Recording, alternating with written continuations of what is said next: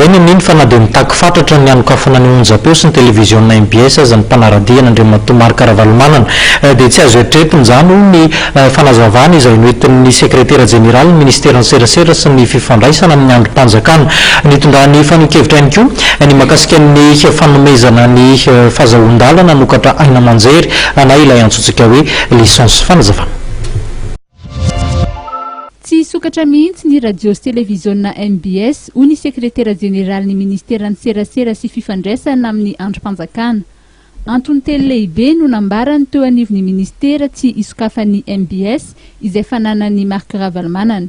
Ny fanokafana ny MBS izay fototry ny fitakian'ny TIM izay miverina manao etsika eny amin'ny macrobeoririka. Tsara marina aloha fa tsy isy fankahalana ny MBS mihitsy averimberina foana zay. Nanay zany zay natao hoe ampiatra ny lalàna.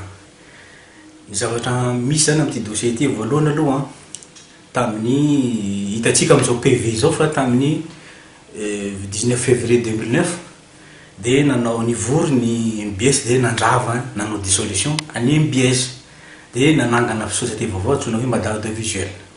Zay dissolution anticipée zay nefa efa nienregistré zareo tany amin'ny administration fiscale tamin'ny 20 février 2009. Dikan'izay efa rava zany ny MBS. Tsy isy adevitra zay satria efa nienregistré ny tany amin'ny administration fiscale. Ny proof zay dia zao tsy manana nify tsony ny MBS, tsy manana numéro d'identification fiscale.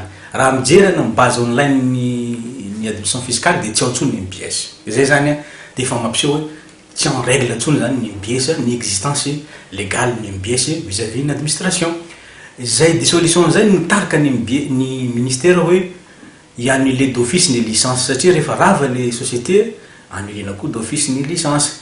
Fa nisy zavatra hafa koa ankoatra zay. Rehefa eo le dissolution fa eo ihany koa le hoe tsy en règle oka ny MBS vis-à-vis ny impôt. Mikasika ny fisokafan'ny radio sy televizionna vaovao tsy miankina, nilaza ny sekretera jeneraly ny ministera ny serasera fa nanomboka ny taona 2010 tsy mbola nisy ny licence na fahazahon-dalana anokatra radio sy televizionna nivoaka ary licence efa azo ny alohan'ny 2010 ary nafindra ny fitantanana azy no ampiasain'ireo televizionna sy radio vaovao.